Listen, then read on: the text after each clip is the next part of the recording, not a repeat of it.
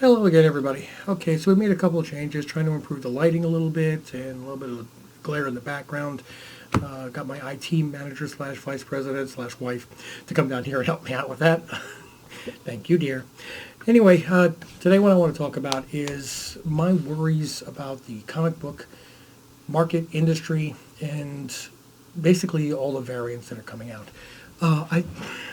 If anybody is a new collector, young, you don't remember what happened to the baseball card market in the late 80s and early 1990s. Sorry if I'm going to continue looking down. I'm going to make sure that I put notes down. There were a lot of factors which caused the baseball market to pretty much crash in that time period. I was a dealer at that time, and thankfully I got out before the bottom fell out on it. But I didn't like the way things were running. I didn't like the way that new cards would come out and be astronomical prices, and I would sell these cards, and kids would buy them, and then the following year they'd come in trying to sell the $100 card that they bought for $100 last year, and it was only worth $5 this year. Now this may sound like, well, that's the risk that people take. Some comics go up, some comics go down. The only problem was that in the baseball card market, everything went down. Some of the issues that they had were they printed way too many inserts. Very similar to the way that they have way too many variants these days. For every 100 variants that come out, how many of them actually retain value over the course of 6 months, a year? Even the ones that are from some of the great artists of our time, are the ones that are the most sought after, the market gets flooded with them, and you wind up with everybody that wants them has them, and the people that are just buying them to try to flip them has nobody left to sell them to. Or even worse is that once the initial month or two of it being released come out, new inserts are out. I mean, new variants are out. New books have variants, new artwork from the same artist, and that's the new hot thing. Everybody forgot about the one that's from a month or two ago, and then people are just trying to sell those, lowering the price, and the bottom pretty much falls out of it. You do, of course, wind up with your Negative Space Wolverine, which is a gorgeous book, and I had a feeling when I saw that one in the first place, I'm like, that's going to go up, and I think that the Negative Space Luke is going to go up also. But the baseball card market had way too many inserts coming from way too many companies. Companies had multiple divisions of themselves. I mean, within Topps alone, you had Topps Finest, Stadium, Bowman, Tiffany, Heritage.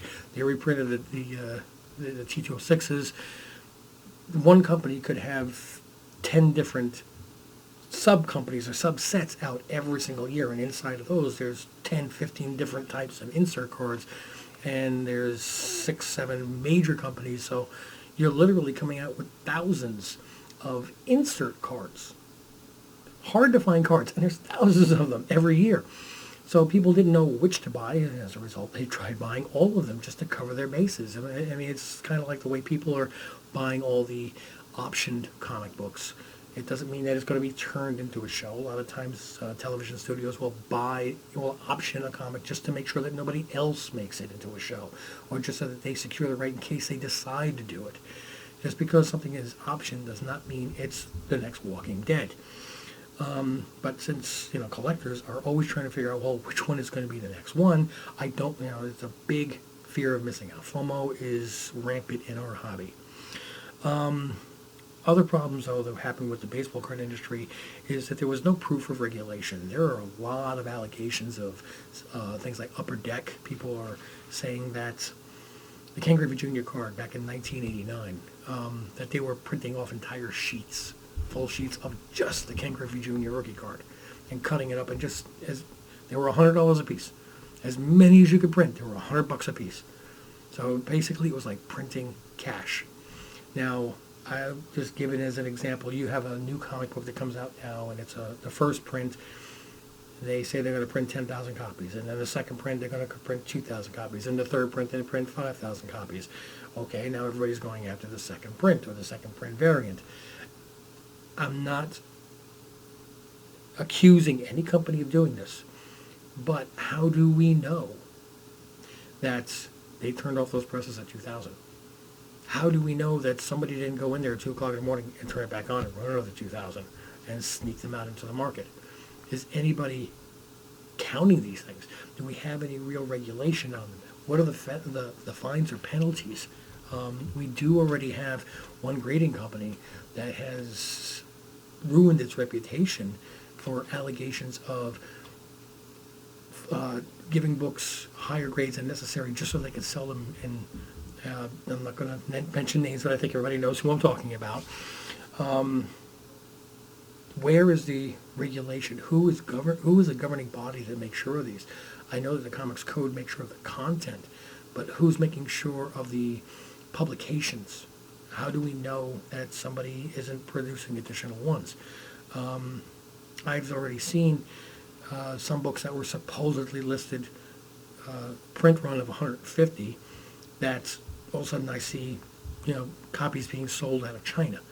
So again, I'm not saying that that came from this company, the main company. There could be somebody that's bootlegging these things. Who can really authenticate bootlegged copies? I mean, we're printing paper here, guys, and the technology exists. 20 years ago on a, well, I'm not going to go into that. That's illegal.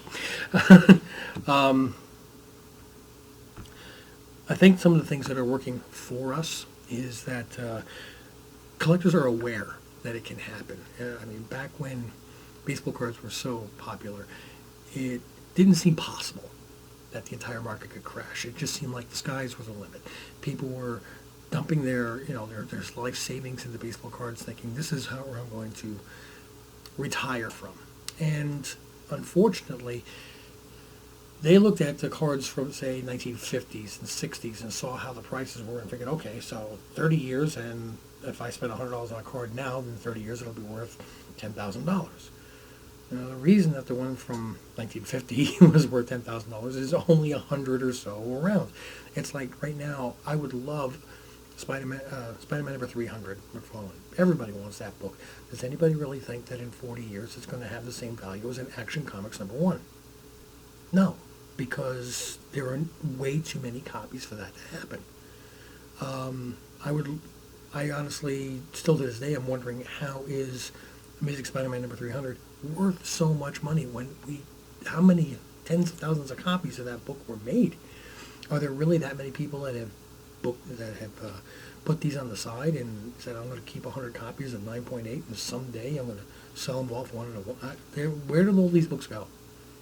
So I think the information these days is much easier to come by than it was back in the 80s and 90s. And when I was selling baseball cards, I didn't have a cell phone. I had a beeper. Yes, kids, Google it. It's funny. So we had different ways of obtaining information, of finding out what was going on within the market. We have apps now which can hourly check what's going on with a specific book or a specific market or a specific artist or anything we could possibly think to search, we're able to search and get the information practically real time. I think that people that buy all these variants, they don't all go up in value. A lot of them, I see the variants that come out now and they look great.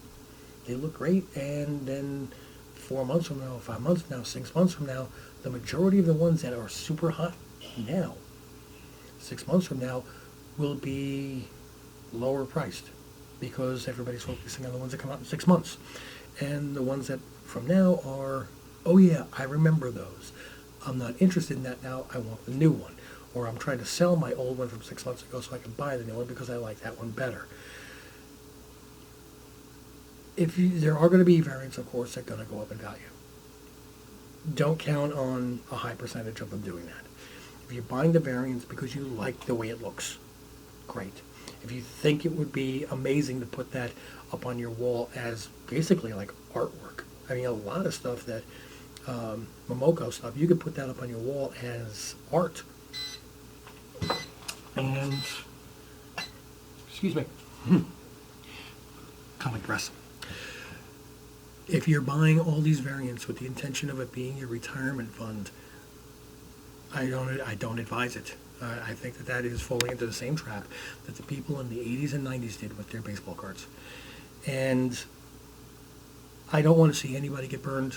I'd like to, me personally, in a perfect world, I think that these companies, all the studios, Marvel, DC, Boom, Image, all of them, they need to reel back a bit on the 6, 7, 8 printings of each book and the 17 variations of every single book, because they are going to flood the market with so many different books for people to buy. I think that people are going to get sick and tired of trying to figure out which ones to buy, and a lot of people are going to get disenchanted and leave the hobby. If that happens, don't everybody freak out and say, oh my goodness, the comic market is falling apart. If it does happen similar to the baseball cards, and it won't happen as badly because, like I said, if nobody thought anything could happen to baseball cards. It caught everybody by surprise. This one won't. Baseball card market is still alive.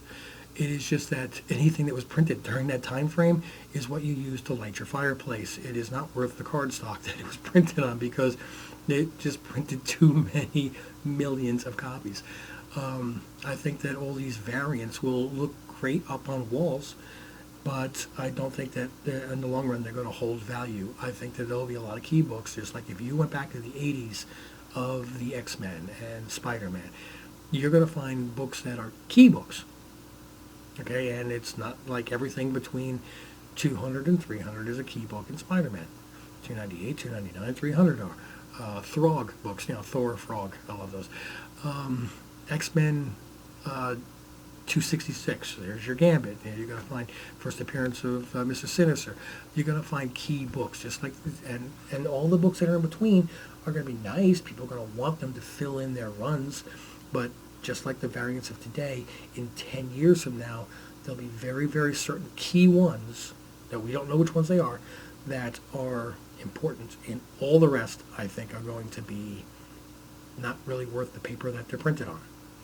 That being said, just like baseball cards, the books from the 70s, the books from the 60s, the Golden Age, your Platinum Age, your Silver Age, even your Bronze Age and Copper Age are going to hold their value, because they are a market that's already established.